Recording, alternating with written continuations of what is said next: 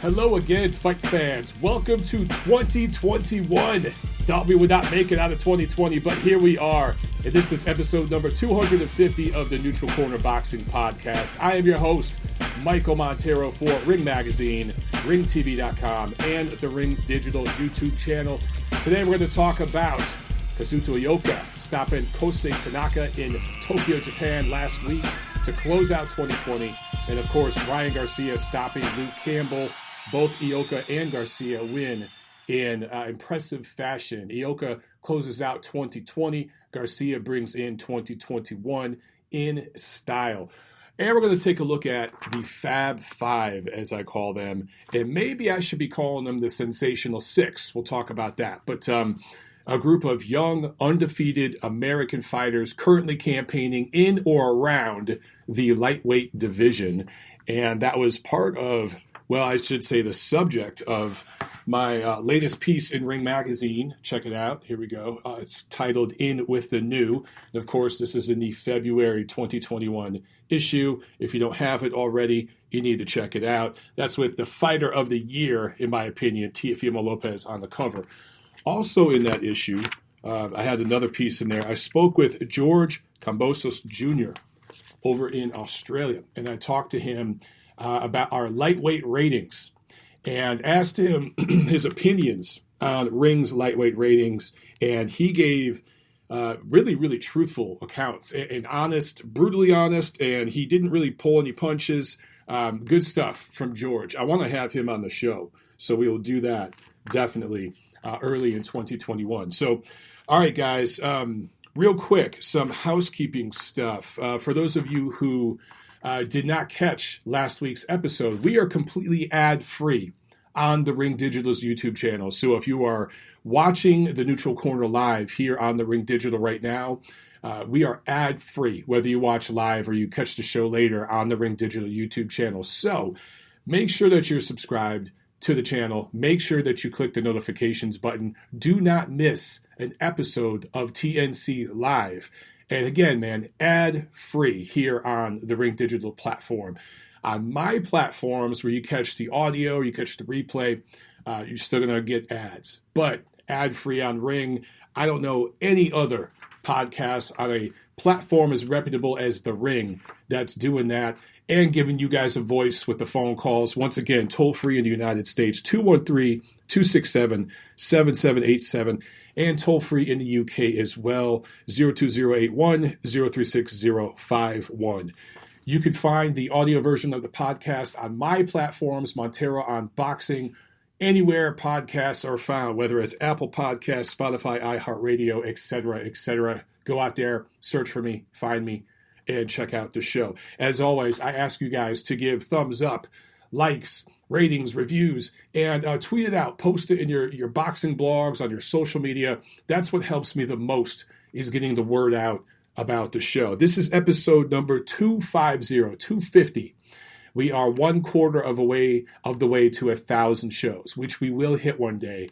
But, you know, every time we kind of hit a new landmark with the number of shows, I just think to myself, where are we going to be when we hit 300, 400, 500, you know? So now that we're at 250, the next big landmark, I think, will be 500. And I've been, wondering, man, where will the show be? Where will I be?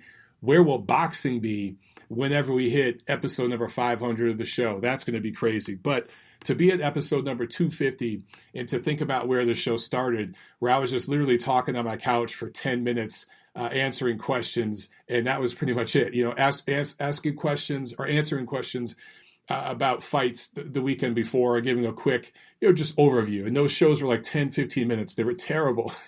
And then we went to, an hour-long show, and there was briefly a period where we divided it up between two shows a week, where we did a review show, a preview show. We've been all over, but the show has continued to grow. And we're kicking ass, taking names. We got some things on the way, some changes coming in 2021. I should state that we probably won't have a show for the next 2 or 3 weeks because there's not a whole lot going on this month. There's not a lot of fights on the schedule. The next big fight, it's going to be a while before we have the first big fight of the year. The first notable fight as far as who's fighting, Artur Beterbiev, Caleb Plant, a few guys like that, they're not fighting till the end of this month. So we probably won't have a show for a couple weeks.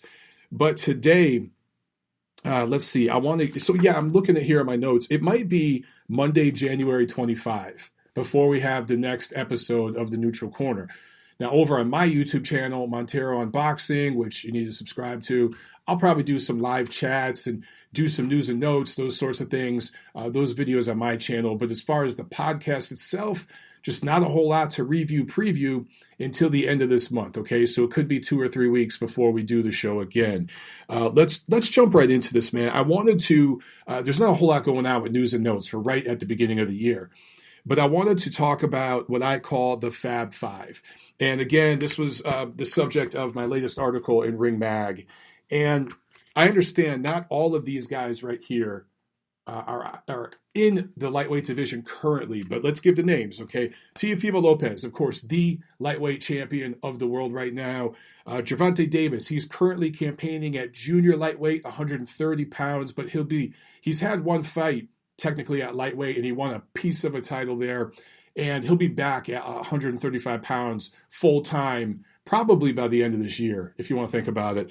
And then, of course, Ryan Garcia, who just won an interim title at 135. He's definitely a player now by beating Luke Campbell last week. Devin Haney, one of the top prospects in boxing. You want to call him a contender? Fine. I understand he has a title. It's as thin as this paper. My notes are on. We'll talk about that in a second. But he's still someone to keep an eye on, obviously.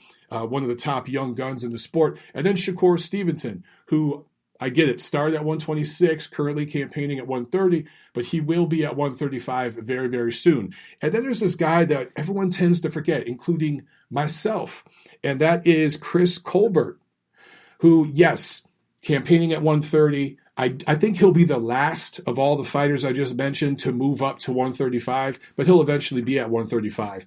But he's kind of flying under the radar. Won the New York City Golden Gloves, I think, back in 2014. Qualified for the 2016 Olympics and basically told the Olympic Committee to go F itself, which I love because his position was, man, there was way too much politics in the Olympics and everything else. I want to go pro and start making money. Personally, I love that attitude, and I don't blame him one bit. If you're a young American kid and you've got the skills to go pro and you can start making money, why not? So that was what he did, and he had a good 2020, and I expect even bigger things from him in 2021. So maybe instead of the Fab Five, maybe we should call them the Sensational Six. But there are 6 young, undefeated American fighters right now, either campaigning at 130 or 135 currently, and they are going to be in the mix with each other really for this entire generation. And they need to fight each other to figure out the pecking order. There's talk, the WBC has mandated a fight. If they haven't yet, they will soon, between Devin Haney and Ryan Garcia, because once Garcia beat Luke Campbell, and we'll talk about that fight here in a few minutes, but once he beat Luke Campbell, he became technically the mandatory for Devin Haney's paper-thin bullshit title. And that brings me to, real quick, if those two fight this year, that's awesome. But we need to see all these guys fight each other. And yes, by the end of the year, Teofimo Lopez will be at 140 pounds. But all these guys are going to move up. They're all going to be fighting between 135 to 147 over the next 4 or 5 years. And we need to see them all fight. Anyway, I want to talk to you guys about the difference between a prospect, a contender, a title holder, a champion. These are 4 distinctly different levels in the pecking order of professional boxing. And because of the PR machine right now, whether it's the promoters, the PR people that work for the promoters, you see these guys on social media posting stuff all the time, the networks, which are essentially promoters themselves, and then the social media spin from the fighters themselves and the commentators, all of it. I think a lot of younger fans, newer fans to the sport, and then what I call casual observers of the sport, whether young, old, or in between, get confused with all these terms. And we live in an era of the prospect champion. We see that a lot. There's guys that are 21, 22 years old that are not ready to compete with the elite level fighters in the sport, yet they've got titles. They've got world titles. And we see this all the time. There's dozens of examples I could bring up just in recent years with this, right? And now with the WBC, it used to be only the WBA, but the WBC has joined on. There are several divisions now where the sanctioning body has 3 champions just in one division. You've got 17 divisions, well, I think 18 now, because the WBC just created Bridgerweight, and the other sanctioning organizations, don't shoot the messenger here, are going to join on in the next 3 to 5 years and add Bridgerweight. Bridgerweight's here to stay, guys. Trust me, okay? Sad but true.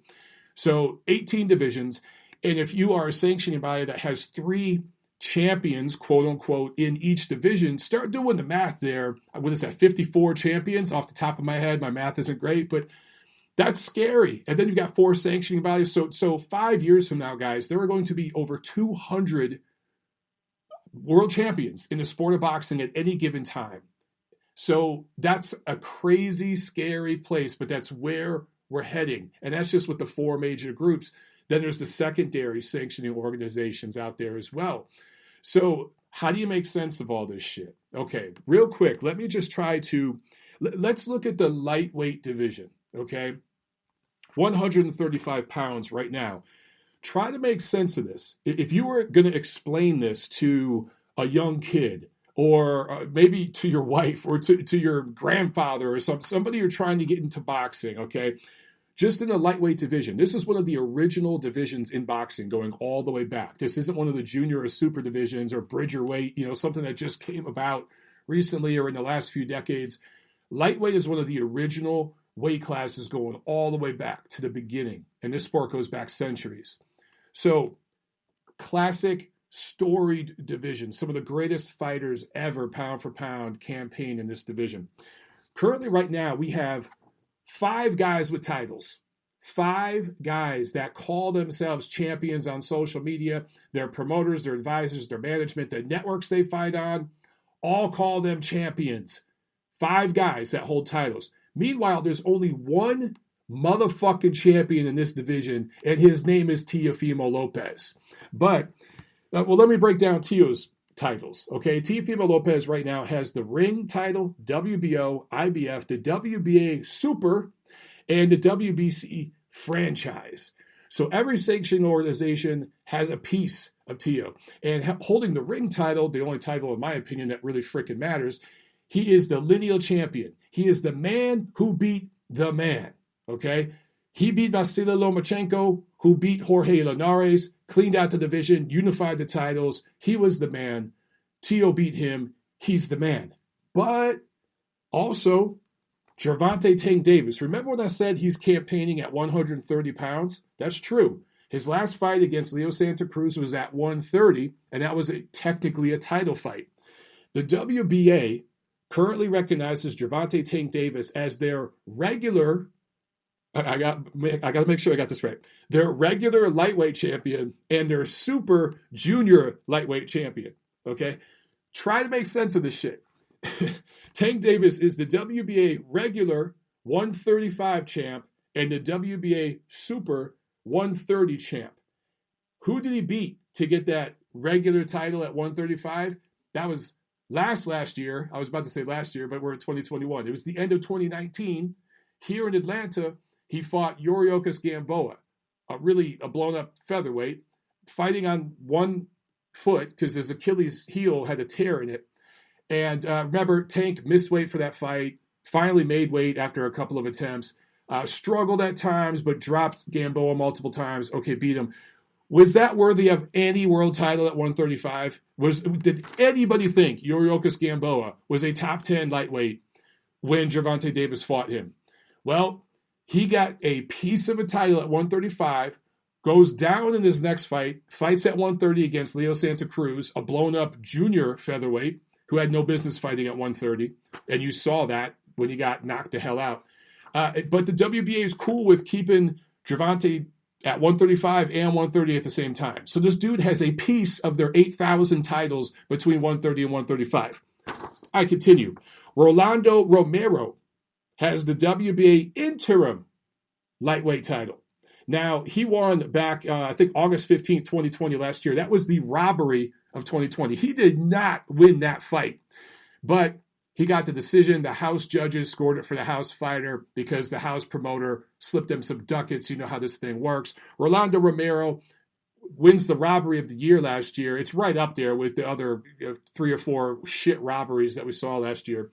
And has the WBA interim title. So the WBA recognizes Teofimo Lopez as their super champ, Gervonta Davis, who doesn't even fight at lightweight right now, as their regular champ, Rolando Romero, who lost his last fight soundly and won via robbery, as their interim champ. Then there's the WBC, who rates Teo as their super champion and Devin Haney as their regular champion. Devin Haney, mind you, won the interim title back in 2019, I think, by beating Zaur Abdullayev. Remember that?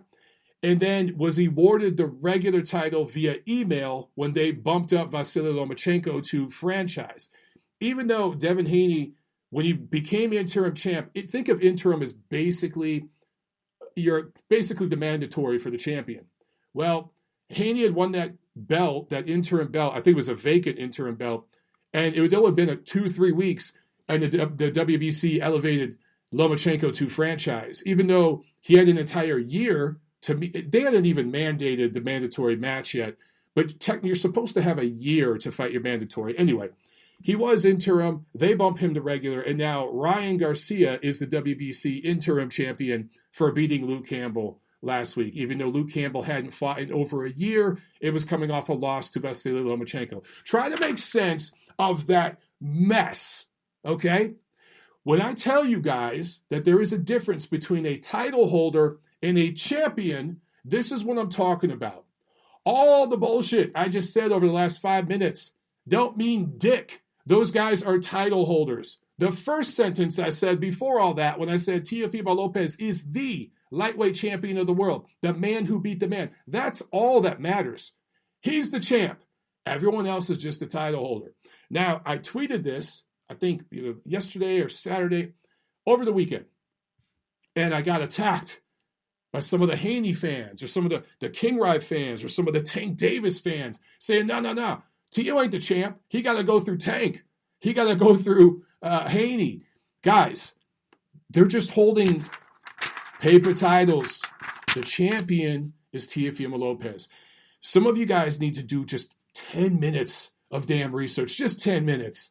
If you go to a fighter's profile on BoxRec, they've made it idiot-proof there. They've made it so easy for you. If you go to a fighter's profile and you look at the match where they won their title, you put your mouse over the title and you'll see it highlights. You can click it and you can see the history of that title. And they've done this for the regular title, the interim title, the super title, all of it.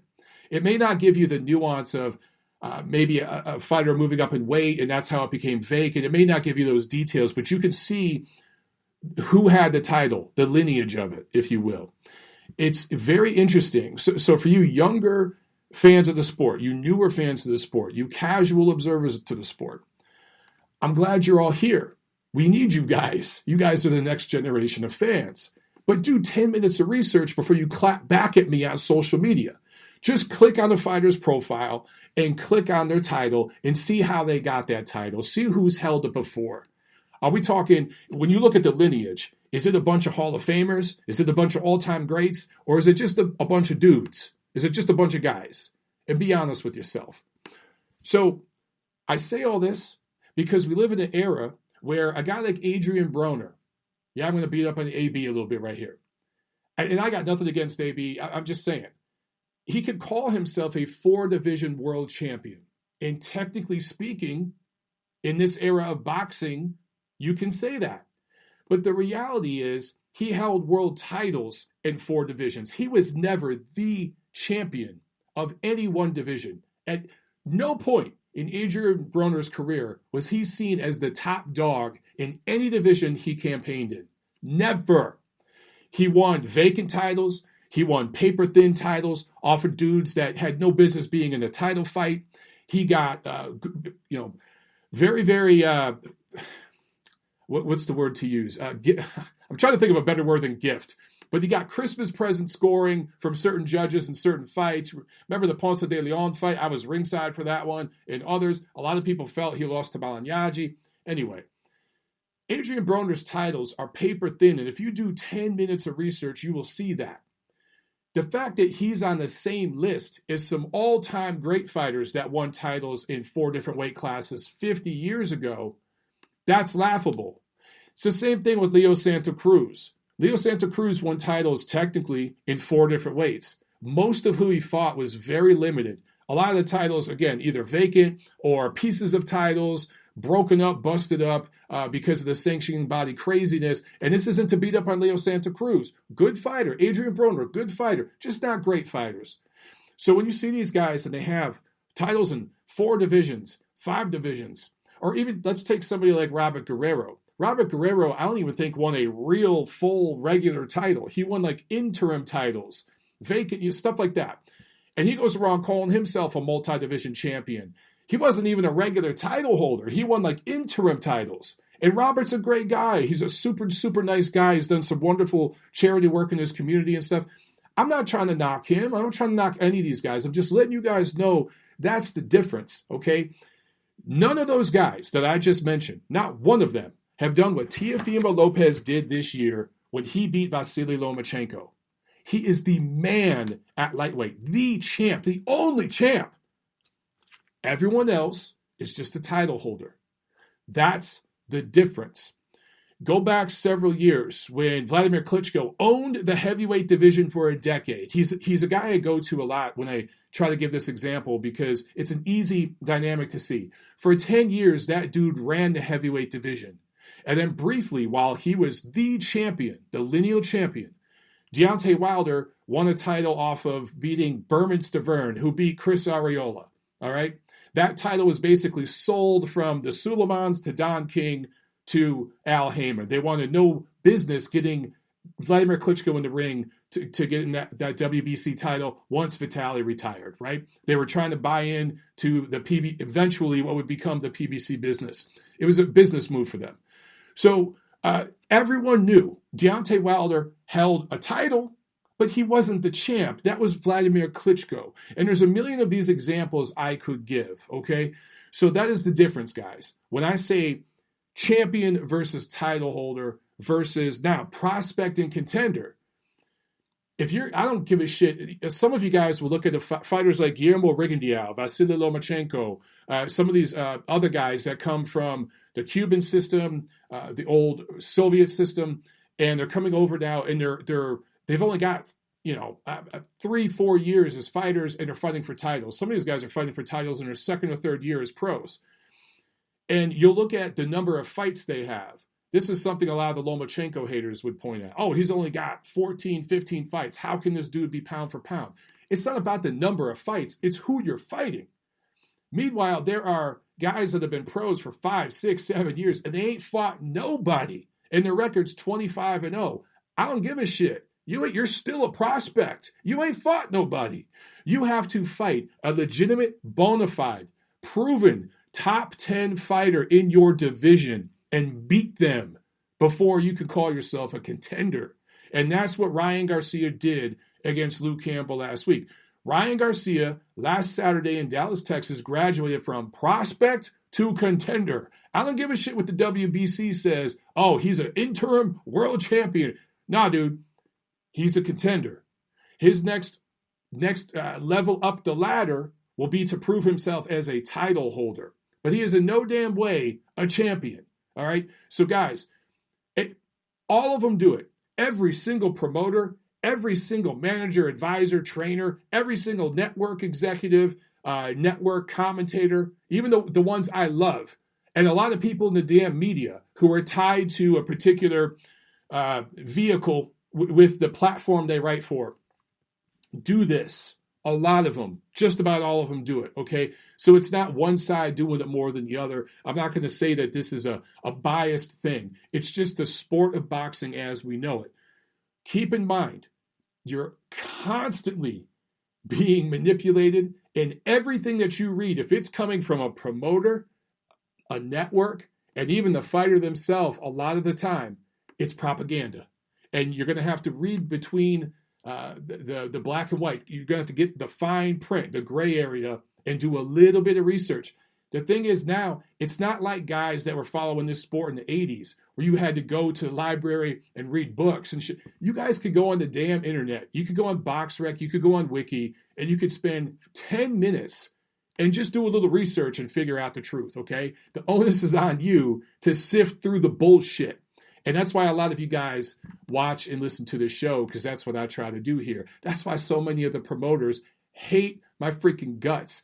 And the sanctioning organizations and even the damn state athletic commissions don't like me very well because I just tell the damn truth. Anyway, we have a super chat pledge from J&M. Thank you so much. I appreciate that. He says, howdy, Mike. J&M here, a.k.a. Harrison Property. Oh, man. All right. Changing the name again. I think that's your third name change. Anyway, thank you for the super chat. He says, belated Merry Christmas and Happy New Year. As always, keep up the terrific work. I sincerely appreciate that. Okay, guys, let's do a quick fight review. Reminder that if you want to get on the phones in the United States, it is toll-free 213-267-7787. In the UK, 02081 036-051.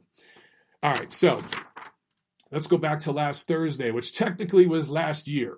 Last Thursday, the last fight card of 2020 in Tokyo, Japan.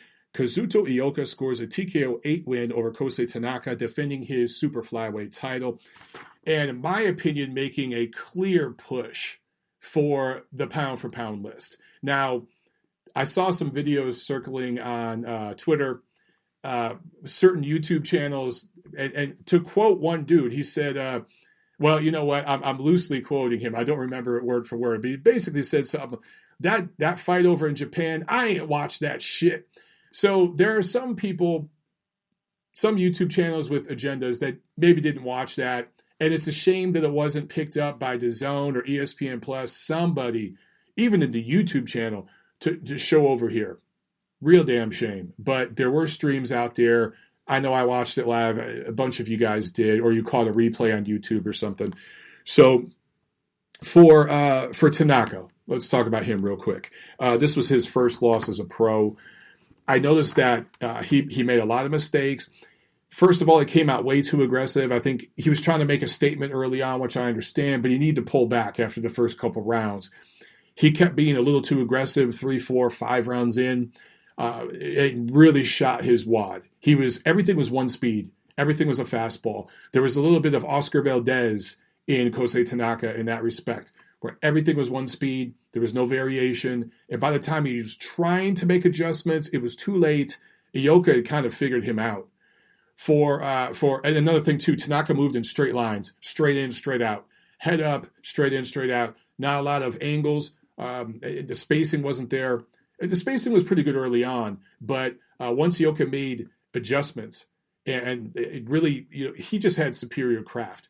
But once he kind of cut the distance and saw some things in Tanaka, and I posted a video on my YouTube channel where I really break down the science and craft of that fight. It should be the last video on my YouTube channel, so go check it out if you haven't seen it yet. But I talked about some subtle little things that I saw, mistakes Tanaka was making that maybe the untrained eye couldn't see early on, but the trained eye could see like, ooh, this ain't going to end well for him. And really, really good, just wonderful boxing science and craft from Ioka, particularly in the middle rounds where he chopped down Tanaka, dropped him a few times, scores the knockout. Kept his cool early on when Tanaka was really, really using aggression, and pushing him back a little bit. But ultimately, he used his aggression against him. And that's what you want to see from a pound-for-pound type of performer. CompuBox, I know you guys hate punch stats. Let me just briefly say, CompuBox gave credit to Ioka for 174 landed punches, 35% accuracy. Tanaka only landed 89%, 17% accuracy. So they threw about the same amount of punches, but Ioka much more just consistent throughout. And different speed, different angles at times when he needed it. Backed up when he needed to, came forward when he needed to, turned Tanaka when he needed to, and ultimately used his aggression against him. Much more accurate with his punching. Okay, let's jump to the phones here, guys. So we have a phone call, and then we'll get back to the review. There's no preview this week because there's nothing going on. There's no fights on the schedule. So call in anytime if you want to chat. For now, we'll jump over to the phones, and we've got 353 on the line. You're on the show. Go. How's it going, Michael? This is Mark from Ireland. How are you, sir? Good. Mark, I thought that might be you. I know you got a lot to get off your chest, man. So go ahead and just spit your game, man, whatever you got to say. Well, first of all, when it comes to Tanaka and Ioka, I think what we saw there was the difference between a world-class prospective talent overall and a pound-for-pound caliber talent. I think that's something that we saw defensively and offensively. We also saw a huge experience gap in terms of the corner because, as we all know, Ioka is with Ismail Salas, who last year arguably put himself into the fray for Trainer of the Year versus Derek James with the wins of Ugas getting a regular title, Joe Joyce being an underdog and stopping Dubois, and Ioka being a betting underdog and also getting a victory, 2 knockout upsets, according to the bet makers. So there's a huge experience gap in the corners and in the ring. So that's something that's interesting to me. But one thing, I have one little bane of contention with something you said on this show here, Mike. One little bane of contention. Bring it on. There is one champion. There is one champion, Teofimo Lopez, and I actually do disagree. Because unfortunately, when you say go to BoxRec and see how people got their titles and stuff, Teofimo doesn't have a WBC title on BoxRec. That's one bane of contention. On BoxRec, he doesn't have any WBC title. BoxRec aren't recognizing the franchise title, and neither is the WBO, WBA, and the IBF. Because if you go to their rankings, they always have the other champions from the other sanctioning bodies listed. And just like with the WBC's rankings, they don't have the WBA regular champion recognized. They've got the WBA Super. The WBA have Devin Haney recognized as the WBC champ. The IBF do, and so do the WBO, which means the 3 sanctioning bodies and their titles are not unified with the WBC's, according to their own official released rankings, which means the titles aren't all unified. Whether a guy is a paper champion or not all champions are created equally. Lennox Lewis picked the WBC title up out of the trash before, right? He's still a world champion. But that's if you are buying into the sanctioning organization nonsense. By the way, I didn't know that that BoxRec didn't recognize the franchise. So big ups on that because I didn't know that. I know at Ring we don't recognize the WBA regular. That's a new thing where we're like, you know what, screw it. We're trying to figure out which we should recognize, which we should not recognize. But my question to you, Mark, is I understand the sanctioning bodies have their rules and they change them as they go. I mean, literally, they change this shit all the time, right? It's difficult to keep up with. Mm-hmm. You know who the man in the division is, right? Who did Teofimo Lopez beat versus who did Devin Haney beat? I know who the lineal is. That's all that matters. I get that. That's all that matters. Do you really feel that Teofimo Lopez has to beat Devin Haney to prove himself as the guy? No, I don't. But he goes to become the undisputed champion factually. The factual undisputed champion. Until the WBC or the WBA changes another rule. He might be the undisputed champion for 3 weeks, and then they change another rule, and they add another title. So what are we going to do then? Strip him of his undisputed... Listen, man, if the WBC hadn't elevated Lomachenko, they really fucked everything up. Because when they elevated Lomachenko to franchise, that screwed everything up. If they wouldn't have done that, and Teofimo Lopez had beat Lomachenko the way he did, this wouldn't even be a question. That's the way I tend to look at it. Screw the sanctioning bodies. They're idiots. Then there's the problem. Isn't that the problem, though? They screwed it up. This wouldn't be a question, but it is. And the term undisputed means no dispute. And there is a legitimate dispute. Because the WBC created something, called this title undisputed, and it's not been confirmed by the other 3 sanctioning bodies. And in their own rankings, they disagree with the premise. And if we're going to talk about the idea of just... Wait. Okay. You go ahead. Go ahead. Let me get it. If we're gonna follow sanctioning bodies bullshit, we gotta go with a majority at the very least. And Mauricio Sullivan's in the minority here. If we're just gonna just pull a discrepancy and say fuck all of them, then no title matters at all. None of them do.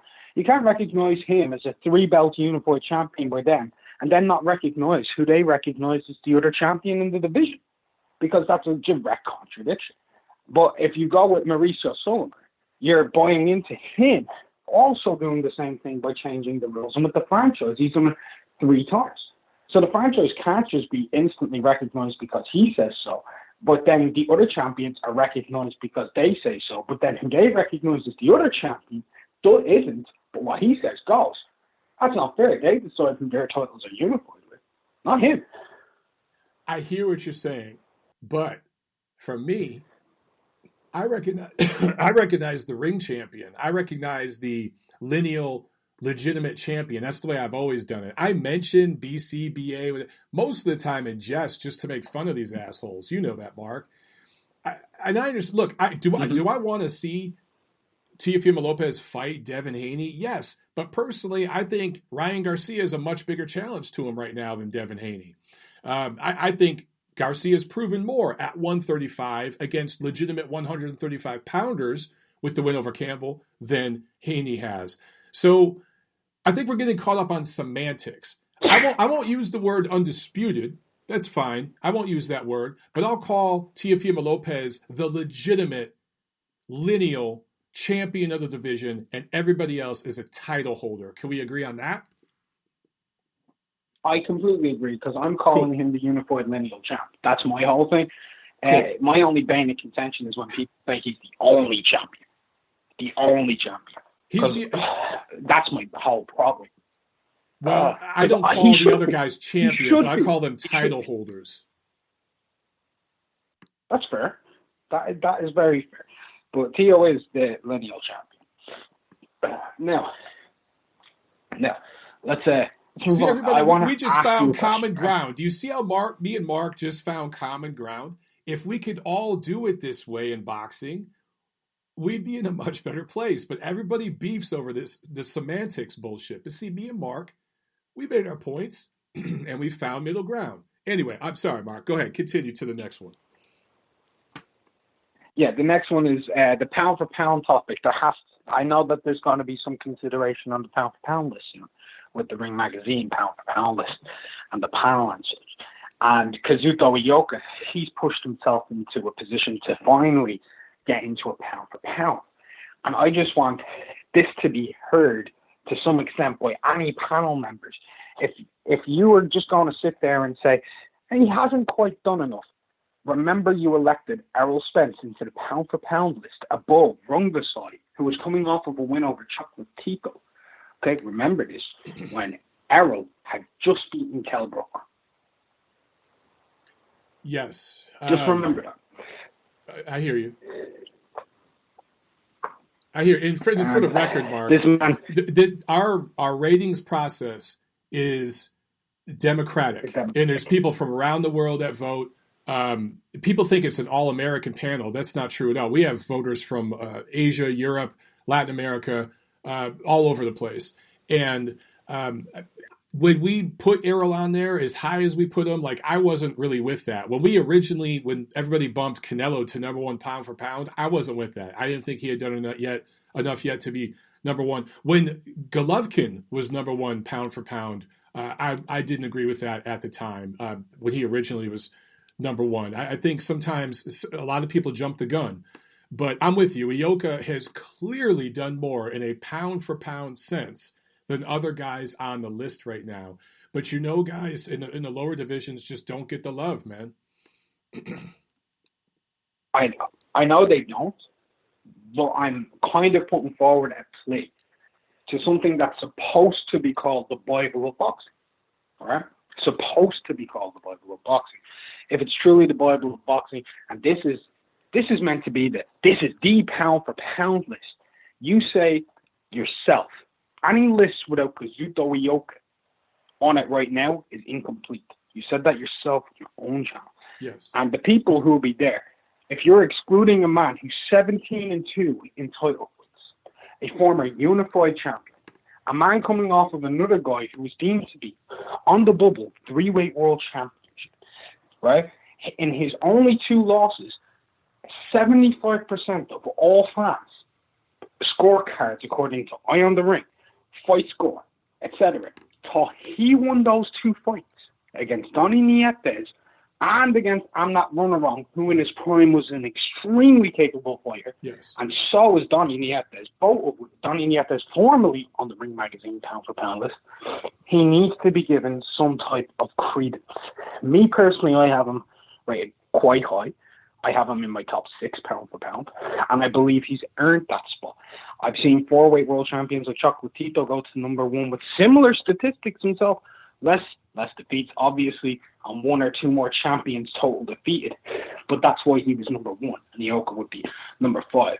But in comparison to 90% of that list, Kazuto Ioka is the third most proven champion who would be on the list in terms of title fights, accolades, and top 10 level opposition fought, according to the Ring Magazine's ratings, specifically, not according to sanctioning bodies. So top 10 opponents fought in weight divisions through those 4. Former world champions Akira Yagashi, Juan Carlos Reveco, etc., etc., etc. 3-weight champion Kosei Tanaka, who in every division he was in, was rated inside the top 3 according to Ring Magazine. That's my plea to anybody who's on the panel. That is my plea. If you're going to include people who've had 1 world title fight and push them right into the top 8 pound for pound, you can at least push a guy who's proven way more against way more level of opposition, against more champions, including pound for pound caliber talent as well, when he was coming up in weight in 2 of those types of fights. That's all I'll say. Well said, my man. Well said.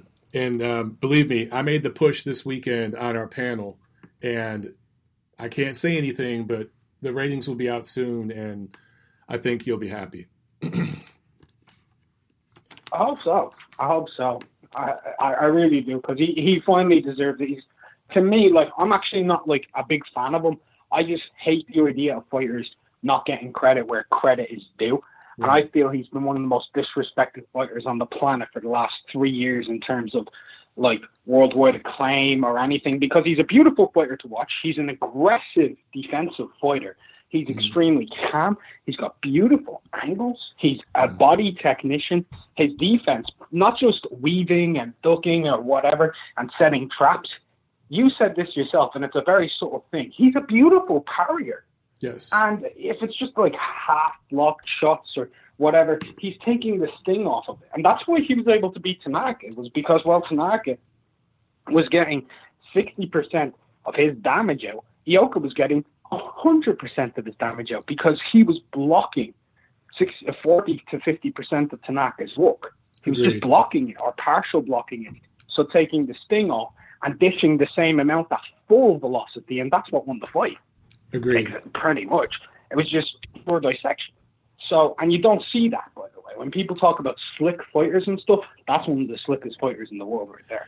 Well, he's very slick, very you composed. hit on something, though. But he doesn't look slick in the sense of how Western, and I talked about this on my channel, Western, particularly American boxing fans, are used to seeing, when they think slick, they think shoulder roll, they think Sweet Pea, they think Floyd. There's a subtle beauty to what Ioka does and other fighters from that part of the world. I mentioned this to some of the Eastern European fighters, some of the Latin American fighters, where it's parrying, it's punching with a guy, it's moving a guy where you want him. Sometimes it's a shift back, the half step back. There's little things you could do where maybe you're not, slipping and sliding and making the guy miss 100%. But as you said, you're taking off 40%. And you do that round after round after round, you start wearing a dude down, especially when you're coming back at 100% with superior angles and leverage on your punches. And that's what some of these guys have perfected from other parts of the world. And I think just a lot of American fight fans, and unfortunately some credentialed media here, I'll admit it, just don't recognize that as a form of skillful, I'm going to use another term, athletic defense. It's I think, an ethnocentric thing. And, you know, I could get into a whole political debate, Mark, but I got some other calls here. Outstanding freaking points. I agree with everything you said. And believe me, I'm making the push, brother. I'm making the push. All right. Thanks for having me on, Mike. All right, man. We'll do it again. Have a good one. All right, we got a couple more calls here, guys. Mark always has great stuff, and he loves watching the little guys. And he's very, very nuanced in his opinion and his viewpoints. So I love when Mark calls in, man. And Mark does really good stuff on his channel, too. Let me jump to another quick call here. 4477, you're on the show. Go. How you doing, Michael? It's Nigel. You all right? Nigel, what's up, man? It's been a while since you called in. I'm good, thank you, man. Yes, man. Dad life and lockdown life in England, man. It's been... I hear you. Yeah, it's been a bit rough, man. But what I wanted to... excuse me, sorry. I wanted to touch on a few things, like with regard to the last caller, Mark. Extremely knowledgeable. And with regards to Ioka, I agree wholeheartedly with what he said. Wholeheartedly. That man does deserve to be on the pound-for-pound list, without a shadow of a doubt. It was a masterful performance that he put on. Truly, truly great. And it is very annoying how the little guys are not appreciated or get the fanfare that they truly, truly deserve, because you have some magnificent fighters, you know? Mm-hmm. Really, really do. I mean, you got guys, like you had a gentleman from Asian boxing on a few months ago. He's great too. Last year, I believe it was. Yes. And he always shines a light on these little guys and puts the fights on and stuff like that, you know, and you know, links for the fights, you know what I mean? Yeah, so, yeah, I think Ioka did I've been watching him for a while now, and he is a fantastic fighter. He really, really is. Really is. But one thing I wanted to pick your brain about, there was a tweet from a gentleman, Taylor O'Higgins. Maybe I shouldn't have named him, but I thought it, you know, quite prudent.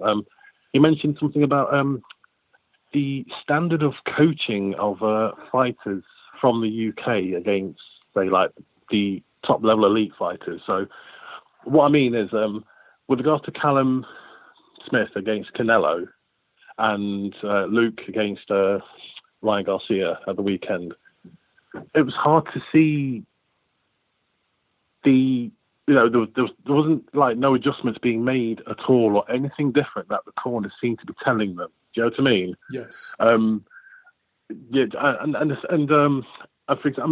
Joe Gallagher fighters tend to do the same thing. I mean, Anthony Croller was a Joe Gallagher fighter. You know what I mean? And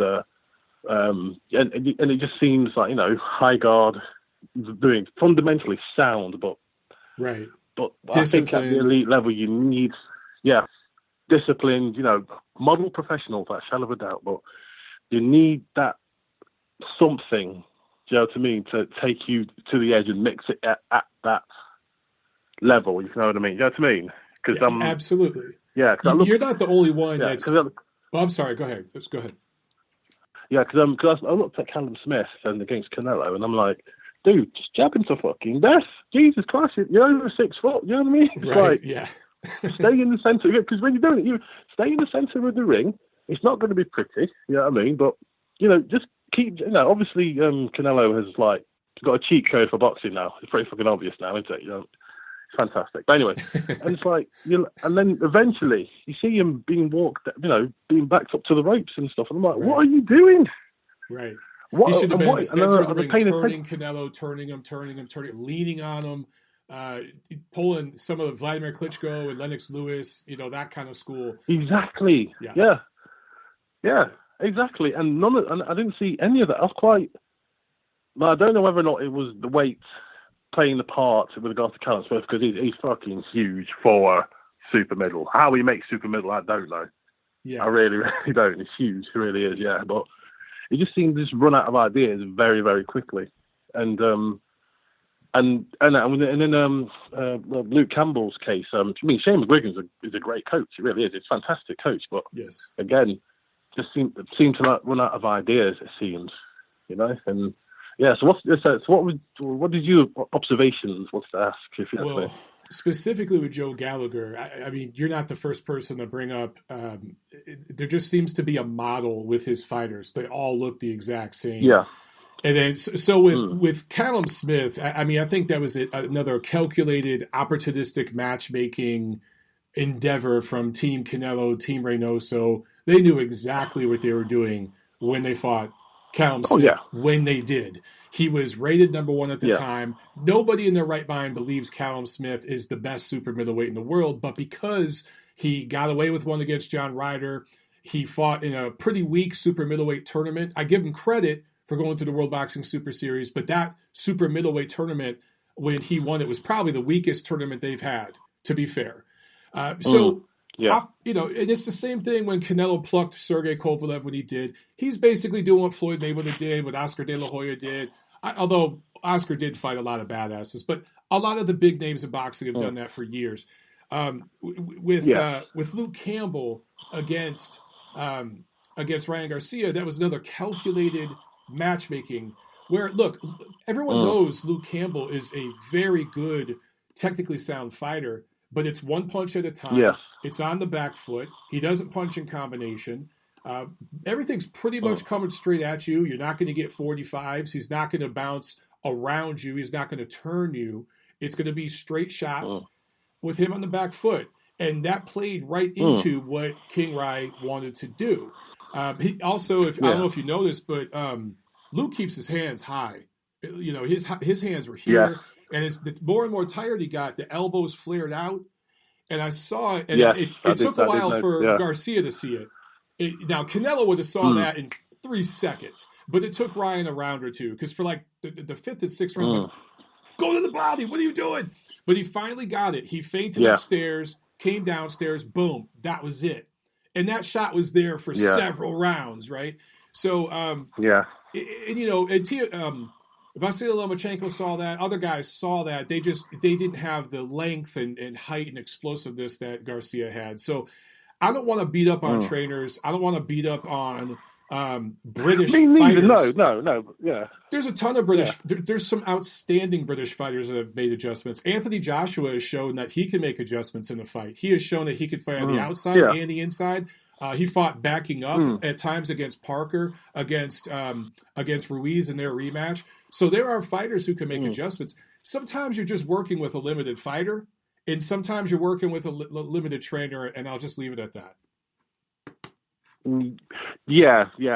But by me saying what I say though, with regards to Shane McGuigan and Joe Gallagher, by no means am I going to dismiss their accomplishments. They are fantastic servants of the sport, and as a Brit, long may they continue. You know what I mean? Because they do train some very, very good fighters, but I just feel that something is missing, and I just see it. You know what I mean? And it's just like, well, what else can we do?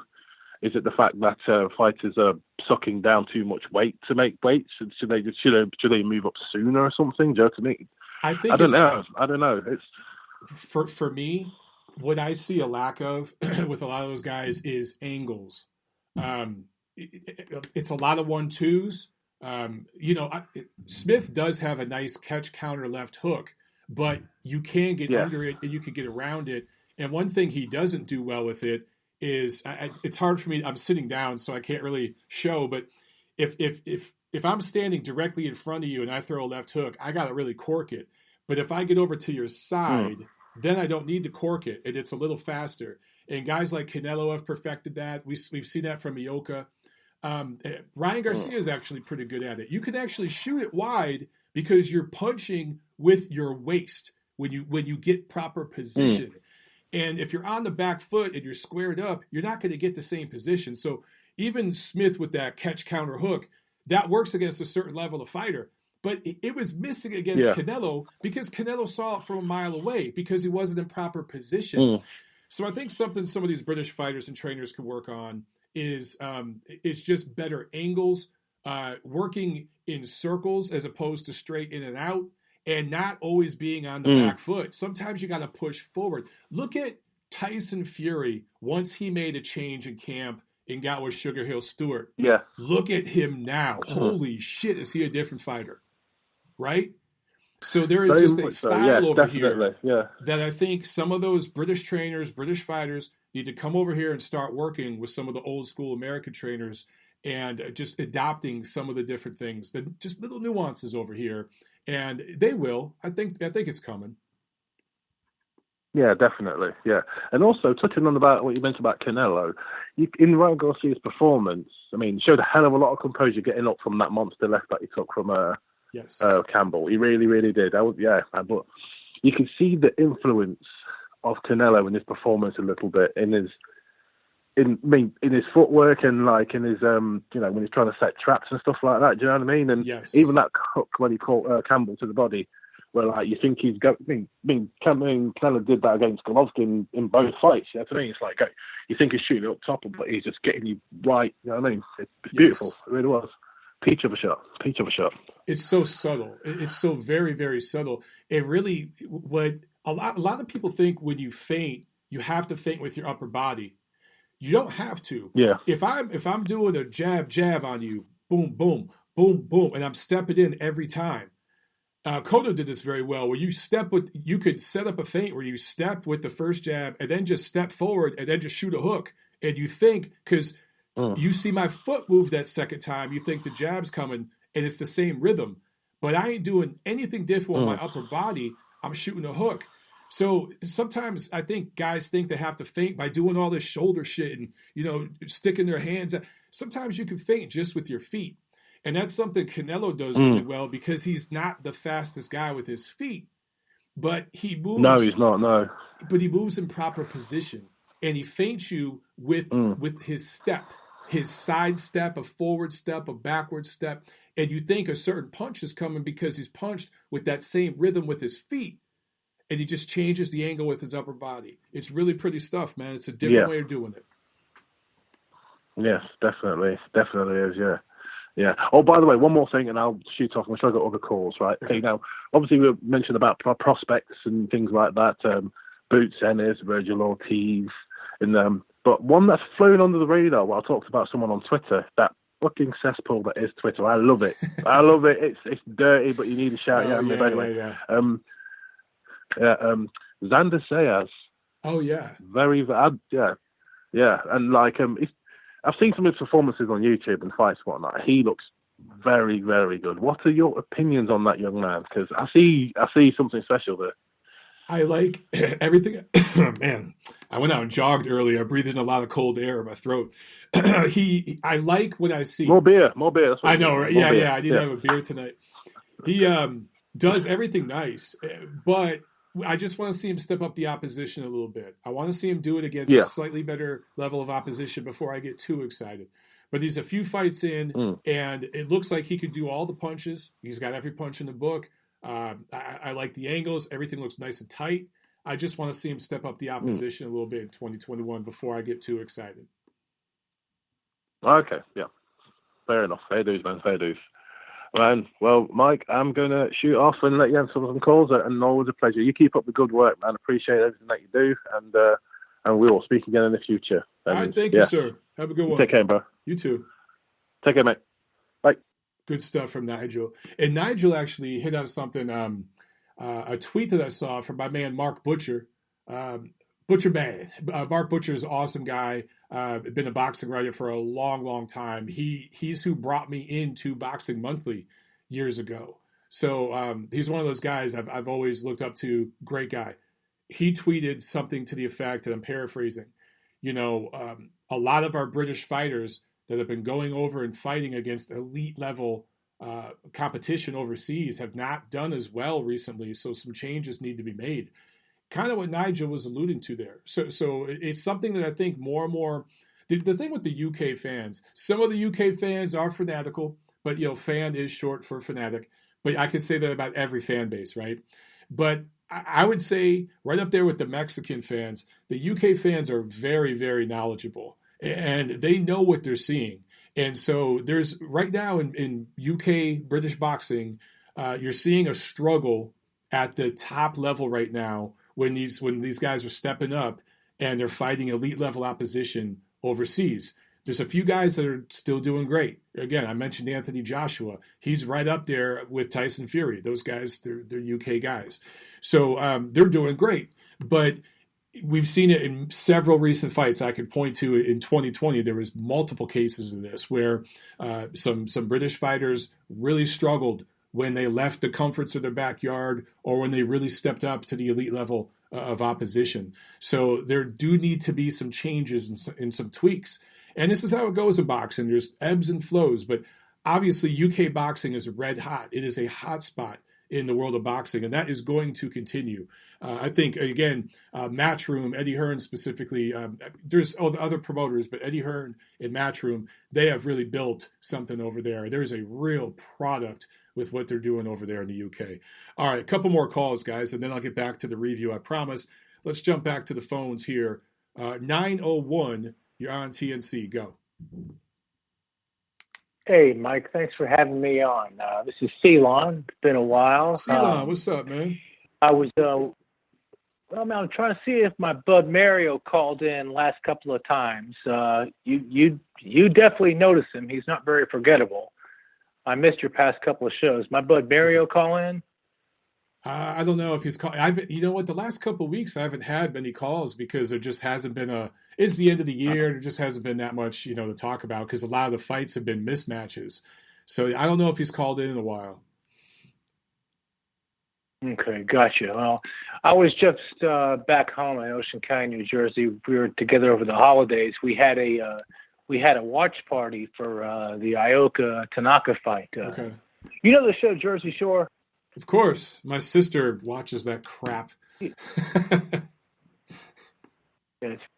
painfully boring. Well, anyway, funny thing is my house is 1 mile north, and they even filmed the first episode at the gym I was going to at the time. Nice. Like, I just happened to walk in, and there was those goofballs, the guy with the mushroom-shaped haircut and everything. And it's 1 mile north. Like, all of my cousins, well, not all of them, just like 30 of them or so, they all live in Seaside Park, which is like 25 feet from where they filmed that's it. like right there. Yeah, that's Juicehead Central, Guido Central. Yeah, right there. Oh, yeah, dude, I grew up with the people that those guys are pretending to be like. Exactly. Anyway, my buddy Midwest Ceylon, he came up there for a watch party, and the dude started pre-gaming like at the normal time with his old style, and he passed out when the opening bell rang for Tanaka. So the next it was day, like 4 a.m. I mean, shit. Yeah, but come on. I mean, the guy's supposedly a boxing fanatic of some type, but like, I don't know. So when he came to and sort of straightened himself out, we took him to a meeting, one of those meetings that's for anonymous people. And it's like, I don't know what to do with the guy. The whole drinking thing and not being allowed in the neighborhood bars anymore, it stops being funny when you spend 14 hours a day in front of the TV watching softball and women's field hockey. So, that's a little weird, man. So, I don't know. That was a line straight from Midwest Ceylon. That was a line straight from him. Oh, man. I don't get it. So what happened? What happened with the? I heard Shakur Stevenson and Andre Ward split, and what's next for Shakur Stevenson anyway? I haven't heard anything, and I don't know what's next for him. And is Tank Davis going to fight? Was it Abner Mares or Gary Russell Jr. next? And I don't know. Shakur Stevenson. What do you got? At some point, Stevenson is in line to face the winner between Jamel Herring and Carl Frampton. So I don't think he's going to sit and just wait for the winner, but he'll fight a filler fight in between. But that's the fight he wants. That's his coming out party, if you will, especially if Herring beats Frampton, because that's going to be really easy to market on ESPN, a passing of the torch kind of thing. So that's what he's going to be doing this year. And it wouldn't surprise me if, say he gets Herring this summer, and maybe defends that title once, and then maybe goes up to 35 in the next 12 months.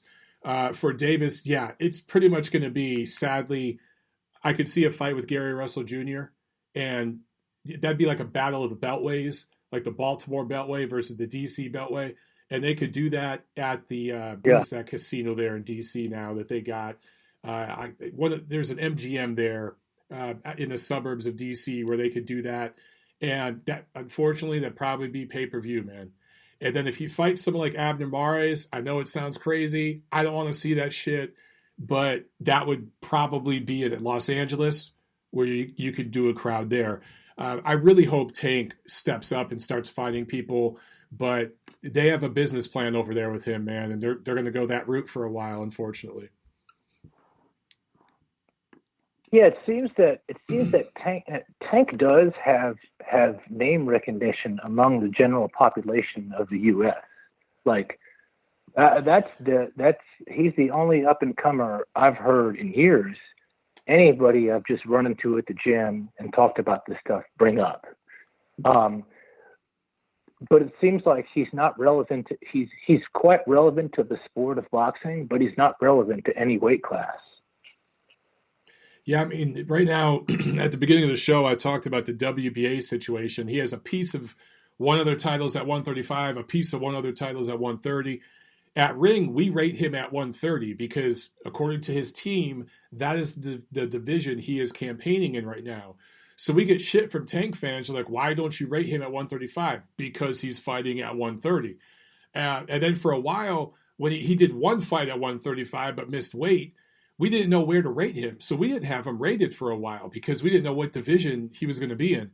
So he's kind of all over the place. But if he stays at 130, as long as he fights Miguel Burchell, I'm cool with that. Miguel Burchell is the number one guy in the division. Tank is number two. Those two need to fight in 2021. They need to fight this year. And if they want to, I don't think that's a pay-per-view worthy fight, but that's what they would do. They put that on pay-per-view. Cool. I'll support it because the winner of that fight's the legitimate 130 champ. But Tank has the potential to cross over. He's very, very popular in the hip-hop community with young fans on social media and stuff. But he hasn't crossed over or anything like that. His pay-per-view with Santa Cruz, I think that did like 100,000, maybe 200,000 at most pay-per-view buys. So he's not a crossover star by any means. He needs to fight some names that get people interested to kind of get to that next step, you know?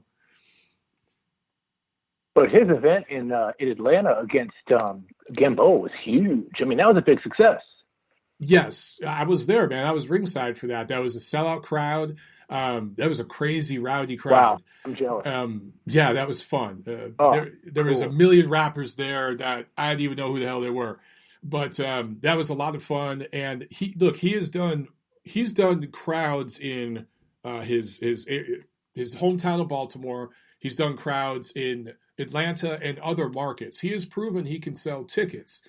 Now, it hasn't quite translated yet to like big TV ratings or pay-per-view sales or anything like that with the broader casual audience, but he's definitely built a brand with a lot of the same demographics Floyd Mayweather was extremely popular with. So he's they got something there. It's just, I just want to see him step up, man. I just want to see him take it to the next level, and I hope he does sooner or later. One more question. Did Shakur Stevenson and Andre Ward part ways? And yeah. How's that going to affect How's that going to affect Stevenson's career, you reckon, or no effect at all? Or honestly, man, I don't see no effect at all at this point. And I've heard that they've split ways. I mean, I haven't talked to Shakur or anything, but I've heard that they've split ways and it was amicable, no issues or anything like that. But I think that there's just a different vision there with how they want to handle things. If you look at the way Andre Ward handled his career, it was satisfying for him and his family, but it was very unsatisfying for boxing fans. So I personally look at that split as a good thing for Shakur. Because I think, again, if he fights the winner between Herring and Frampton this year and then makes a move up to, I'd love to see him at 130 against Burchell or Davis, but the politics will prevent that. But he could move up to 35 and fight some guys. Top Rank has guys at 26 that can move up and fight him. He's got options. He's got plenty of options. He'll be busy. Who's the guy that, I forgot one more. Who's the guy that Joe Smith Jr. is going to fight for the WBO? I know they had that mini tournament. One of the Russians dropped out. I don't know that guy so well. How's that looking? And thanks. No problem, man. Let's see. I want to see if they got that fight on BoxRec yet. Let me see. They got that fight listed yet? They do have a Maxim Vlasov. Yeah. They have that. Wow, that's in February. I didn't realize that fight was official yet. Maxim Vlasov is a good quality fighter. He's fought at cruiserweight. He's fought it all the way down. I want to say he's fought a couple of fights at middleweight. And who beat him? When he went up to cruiserweight, he lost to Krzysztof Glowacki. So he didn't wear a cruiserweight very well. But he's been back. I'm just looking here at his BoxRec. He's been back at 175 for a year or so. He just beat Isaac Chalemba in 2019. A good quality fighter and is going to give a good fight, good technical fighter with a lot of experience. He'll give Joe Smith a good fight, but I favor Joe Smith big to win that fight on the cards. So he'll be the next WBO champ, man. Cool beans. All right, brother. I got another call here I'm going to jump to, man. Thanks for calling in. Thank you so much. All right, bro. Have a good one. All right, we'll jump to one more call here, guys, and then we'll finish up this review. We'll talk some Ryan Garcia, Luke Campbell real quick. Let me just jump to one more call. 773, you're on TNC. Go. What's up, Mike? I got to say, I called into a show recently and I said, English fighters are privileged and overrated. And they didn't like that. They didn't like that. They said, look at all these fighters. Look at Anthony Joshua. Look at Tyson Fury. Tyson Fury is an Irish gypsy traveler. Anthony Joshua is Nigerian. They're not English, so to say. When I think of English fighters, I think of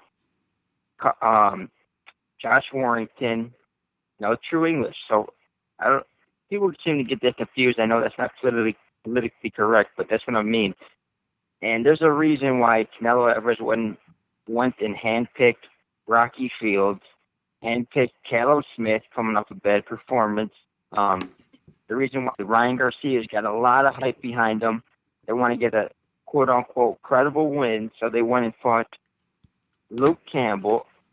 I just think they got a lot of money behind them, a big fan base. The English love their boxing, then football, soccer over here. So I just think would someone like from Romania get the same opportunity someone like a Callum Smith or Luke Campbell did?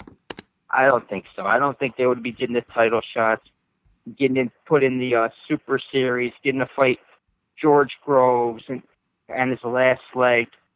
All these things, I just don't think a lot of fighters all over the world would have the same luxury, the same opportunities, same privileges. And people don't like that. So what do you think about that?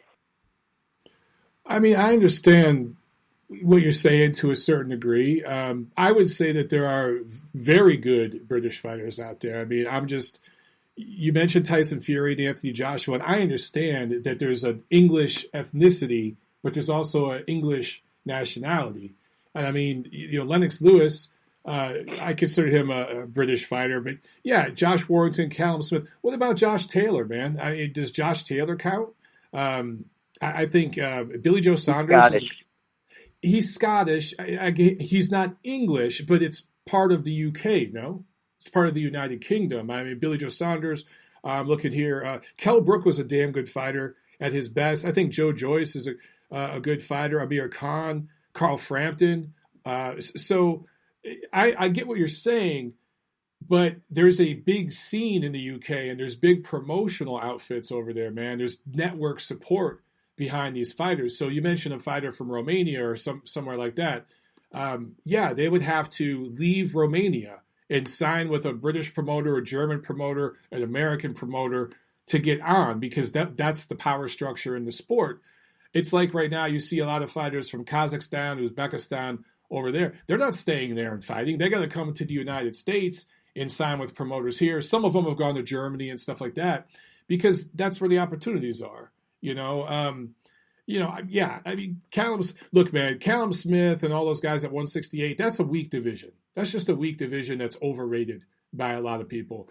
So, do I rate Canelo's win over Callum Smith as an elite, all-time great kind of win? No, I don't. It's a good win when you look at the size difference and everything else and the way Canelo won.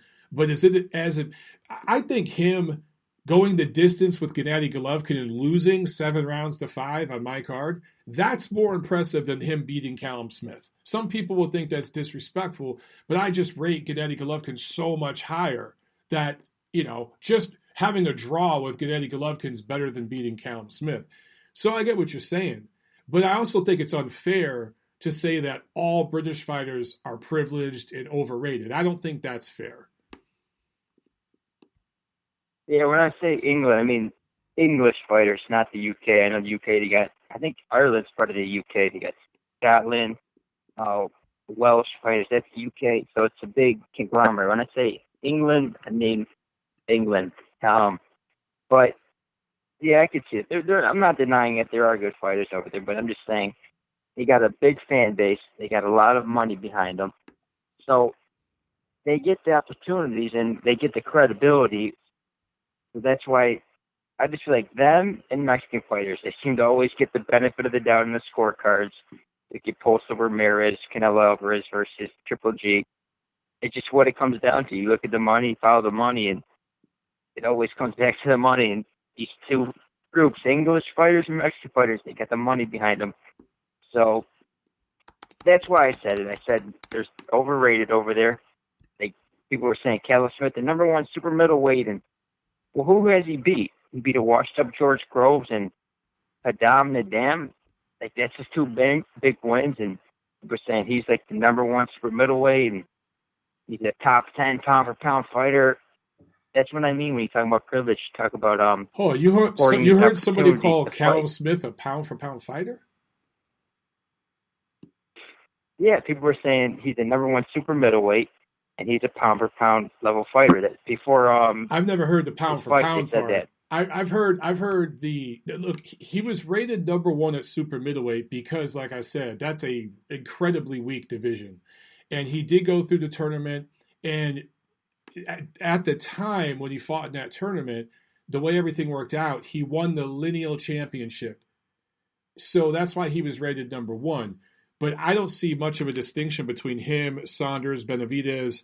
I've talked about this in several shows. I mean, I think Plant, Benavidez, I think those guys would beat him. I think Benavidez would probably knock him out.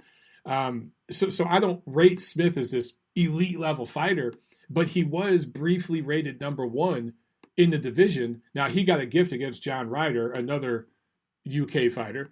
But I just think that it was opportunistic matchmaking from Canelo. Hey, man, let's go be the lineal champ at 168 by plucking this dude because this is easy. This is low-hanging fruit. That's just the business of boxing, man. We've seen that with fighters of all nationalities. But, dude, I don't know one reputable boxing platform that rated Callum Smith as a pound-for-pound level fighter. That's a new one to me. Maybe not pound for pound, but they rated him as a legit like superstar. Legit.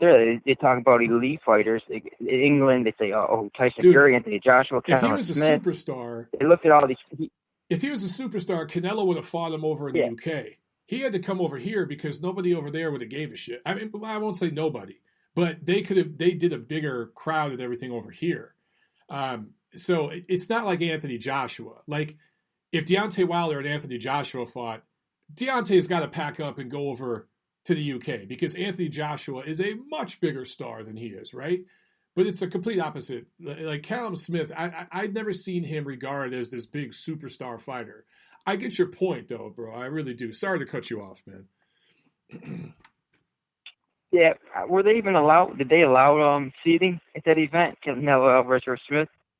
Yeah, they had seating. It was like socially distanced seating or whatever. Yeah. Okay, so maybe if they were allowed to fill up the stadium, they probably would have had it in England. I would have guaranteed it. They allowed to pack the stadiums. They would have it at Wembley or something that filled it up, no doubt. But it's not a superstar, but he's a credible opponent. People respected Callum Smith. They respected him as a legit opponent, and he really hasn't done nothing. He really hasn't beat elite fighters. His last opponent, John Ryder, you said he probably got a gift decision. Yeah. Being able to fight George Groves, who's on his last leg, washed up, obviously not near the same as he was, that's very, he should be grateful. Not a lot of people get those opportunities to fight old champions on their last leg, to be able to get that name. And I just feel like when it comes to certain fighters, they get those opportunities. Other fighters don't. They got to go through they got to claw their way to the top, and they still don't get the title shots. They still don't get the title eliminators. And I just like that's the way boxing is. It's about money. Callum Smith is English. They got a lot of money in England to support boxing. But and I'll that's say just this, the fact bro. of the matter. People don't want to talk about it. I hear what you're saying, but for the Go record, Caleb Plant could have went in that tournament. Benavidez could have went in. Gilberto Ramirez could have went in. They all had offers. You know, they could have went in that tournament. Their management told them not to. So imagine if PBC let David Benavidez and Caleb Plant go in the World Boxing Super Series. I think they would have rolled through all of it, including Smith, and been in the finals. But they didn't want to do it. Gilberto Ramirez could have went in, but Top Rank didn't want him to do it. So you got to give Callum Smith credit for entering the tournament and winning it. He can only fight who was put in front of him. And as far as certain fighters not getting the same opportunities, I hear you on that. But, dude, that's part of the sport of boxing. I mean, that goes back to the very, very beginning. And right now you're seeing the guys that get the shit end of the stick most of the time are the new kids on the block. The new kids on the block right now happen to be mostly, not all the time, but a lot of these guys coming over from Eastern Europe. They're outside of the elite, the establishment right now. And that's why you see, you know, Canelo getting a decision over Golovkin and things like that, right? But, I mean, dude, I talked about Rolando Romero, who's just a prospect. He's an American who got a decision over, who did he fight? Oh, man, let me check real quick. He fought Jackson Marinez, who was a Dominican fighter, and he got a decision over him. That was an in-house PBC decision there. So it happens in every direction, bro. But, again, I hear what you're saying. Yeah, you hear what I'm saying. I don't mean to defend all the English fans out there, but I just got to call it like I see it sometimes. And that's just the way I see it. But I'll leave it to them when they take my call. All right, brother. Have a good one, man. All right, let's... All right, you too. Speaking of UK fighters, let's jump over to this fight card. Let's see. Where are we at here? Oh, man, we're going almost an hour and a half tonight. So I'm going to jump on this real quick. I'm sorry you guys had to wait so long for the fight review here from last Saturday, January 2nd in Dallas, Texas. First fight card of 2021. And this, of course, was on DAZN here in the United States. In the main event, Ryan Garcia, TKO 7 win over Luke Campbell, wins an interim, or no, wait, this was the vacant interim WC lightweight title. Ugh. Let's talk about the undercard real quick, because the Alvarado brothers from Nicaragua are fighting. Roger Gutierrez pulled the upset special win over Rene Alvarado, takes his WBA regular 130-pound title. This was a rematch. These guys fought in 2017 at the Belasco Theater in Los Angeles. I was ringside for that one. Alvarado won by KO in the 7th round. In this fight, Alvarado was dropped twice in the 2nd, once in the 12th, but he won the majority of the rounds. In fact, I think all 3 judges, gave him 7 rounds. But it was the knockdowns that were the difference. In the 12th round, Alvarado dropped again by Gutierrez, and that was the difference for Gutierrez. That's how he was able to pull out that win. I think we're going to get a rubber match between these two by the end of the year, and that will be entertaining. So it's Gutierrez who improved from their first fight in 2017. Can Rene Alvarado make adjustments in the 3rd fight? We shall see. But his brother, these guys are twin brothers, but they fight a couple divisions apart, like 22 pounds apart. It's very strange. Felix Alvarado scores a TKO 10 win over DJ Krill, defends his 108-pound title, his junior flyweight title. I talked about this last week in the preview. Alvarado won his title in the Philippines. First defense in Japan. His second defense was this fight in the USA. Again, he's from Nicaragua. He's been on a hell of a run. He's improved a lot as a fighter. His losses were to Kazuto Ioka back in 2013, and that's a better-looking win for Ioka right now. And then he lost to Juan Carlos Revico in 2014. Those are his only losses. There's no shame. Revico, one of the top fighters in his division, and Ioka, one of the top fighters in the world. By the way, Ioka beat Revico in 2015. Again, just look at that guy's resume. He is a pound-for-pound fighter. So, good win by Felix Alvarado. Okay, main event, Ryan Garcia, TKO 7 win over Luke Campbell. Garcia down in the second round from a looping left hand from Campbell, who's a southpaw. So imagine him being here, looping it over the top. Ryan Garcia was keeping his head, chin straight up, didn't have his hands up to block that hook, hit him right in the temple, boom, down he goes. Took it fairly well, popped right back up. That shows that he was in terrific condition, but also not just physically, but mentally. He really didn't look bothered from it. He was hurt. He was clearly hurt, but he got up and put it on Campbell toward the end of that second round.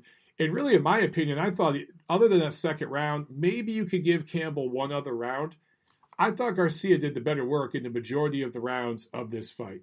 And I told you guys in my preview last week that Campbell was going to have success early, all the experience he has and everything else. And his southpaw stance, his length, all of that, he knows how to use his length. But we would see some growing up on the job from Garcia. And that's what we saw in those middle rounds. And then he really started to put some heat on Campbell. And then he finally started to see some of the openings and made little adjustments, set up some punches, started to land some big shots. And if you look at both of these guys after the fight, in fact, a great show of sportsmanship. They were both together in the locker room, giving each other a hug, congratulating each other. I'm sure you guys have seen some of those videos on social media. So awesome sportsmanship between these two. And both guys hurt each other. So when you see two guys hurt each other like that, regardless of who ends up winning, you generally see respect from the two fighters. So that was good to see. But, man, Luke Campbell's face was beat up. Ryan's looked pretty fresh. So all things considered, you could see the difference in power. And that's part of the matchmaking of this fight and why I favor Garcia to make a statement here. So I did notice, again, I'm real quick with the body shot.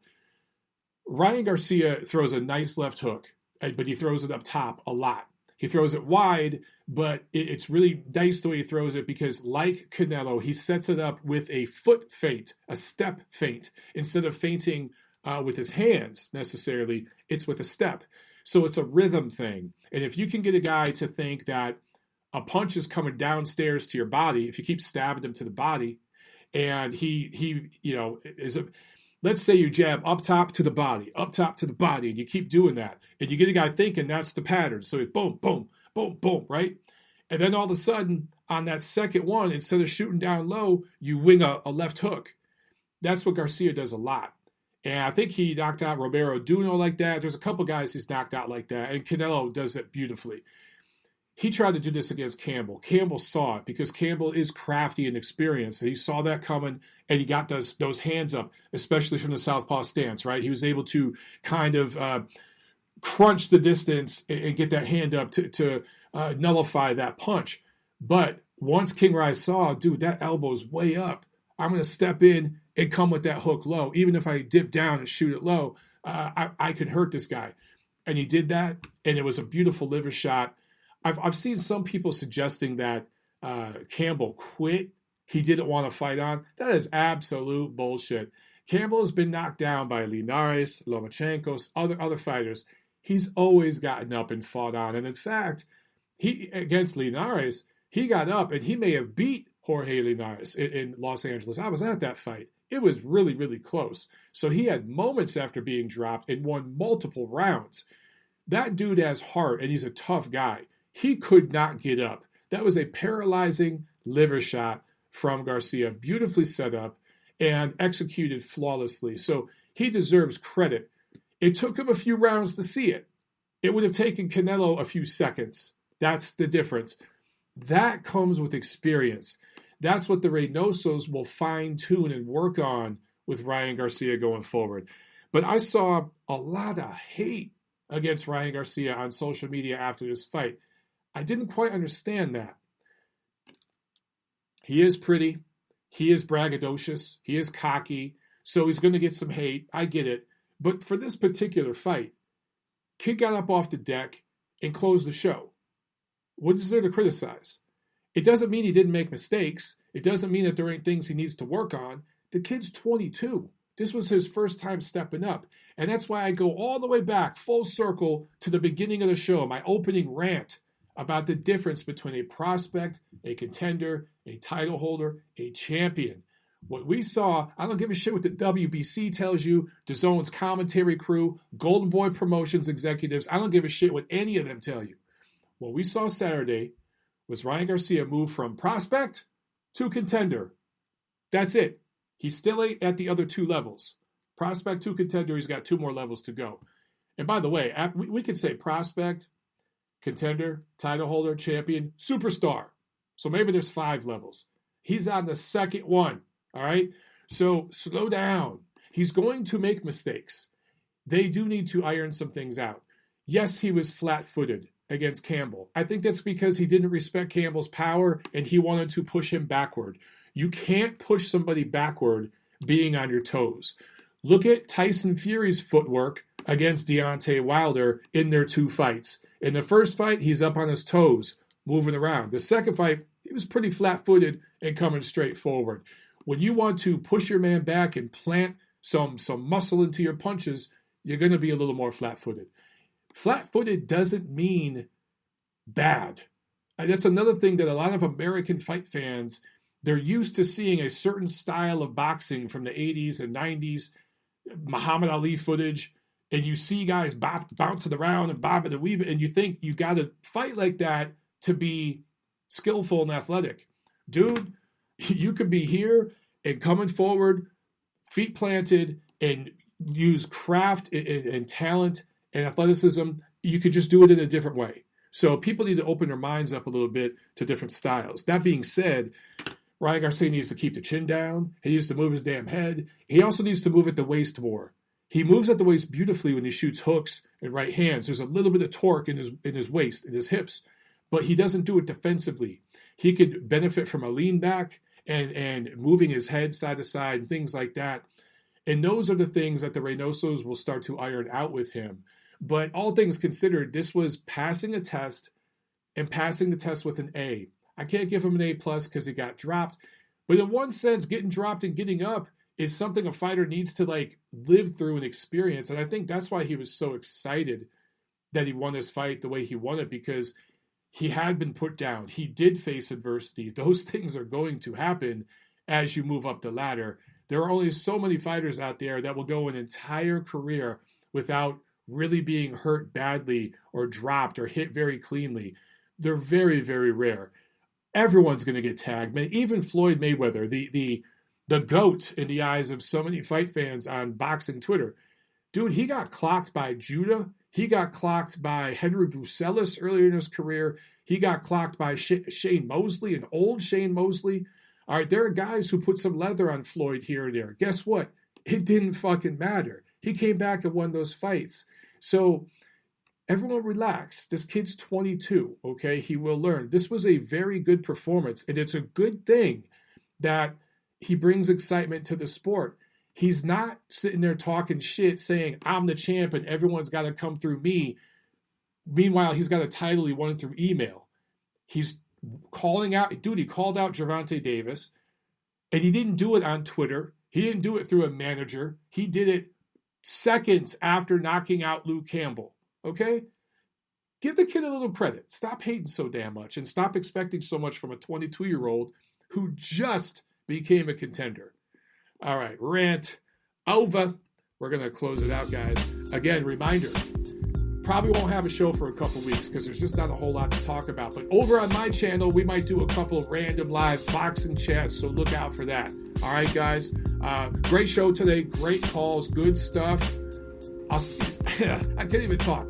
I'll see you at the fights.